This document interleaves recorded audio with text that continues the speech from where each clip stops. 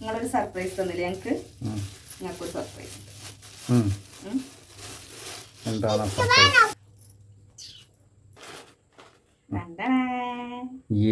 ഇതെവിടുന്നാ? ഇത് നമ്മളെ സീനത്താത്ത തന്നതാ.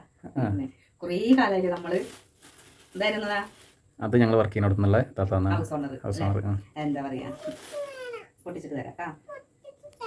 പിന്നെ നമ്മള് കുറേ കാലമായില്ലേ ഈ 27 അപ്പം കഴിച്ചിട്ട് അല്ലേ?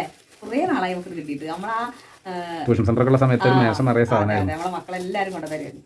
എങ്ങനെ ചോദിച്ചോ സൂപ്പരാ. അപ്പൊ സീനത്താത്ത കുട്ടിയുടെ അടുത്ത് കൊടുത്ത് പോയതാണ്. എന്താ കഴിച്ചു നോക്കി. കട്ടഞ്ചായി.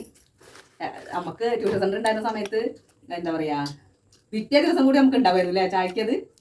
പിറ്റേ ദിവസം വൈകുന്നേരം വരെ ഉണ്ടാവും. ഇതൊന്നല്ല, മറ്റേത് വലിയ അപ്പം, കലത്തപ്പം ഒരു നെക്സ്റ്റ് ആണ്.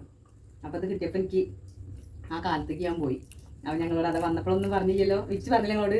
ഏട്ടയ്ക്ക് അപ്പം കൂടെ തന്നു വിട്ട അപ്പോഴൊന്നേ കൊണ്ടുപോയിരുന്നാണ്. സൂപ്പർ, അടിപൊളിയായിട്ട് കേട്ടോ. ഞാൻ കഴിച്ചിരുന്നു. 5 ഉണ്ടായിരുന്നു. നമുക്ക് 5 ഓരോ. അപ്പോൾ കൊണ്ടുവന്നേക്ക് ആർത്തിയോട് ഞങ്ങൾ 2 ഓരോന്ന് കഴിച്ചു. ബാക്കി 3 എടുത്തത്. ടേസ്റ്റ് ഉണ്ട്, നല്ല ടേസ്റ്റ് ഉണ്ട്. നല്ല ടേസ്റ്റ് ഉണ്ട്. നിങ്ങൾ പറഞ്ഞുണ്ട് ഇത് മൈദല അതറിയില്ല, അരിപ്പൊടി. അരിപ്പൊടിയോ? നല്ല സോഫ്റ്റ് ആണല്ലേ?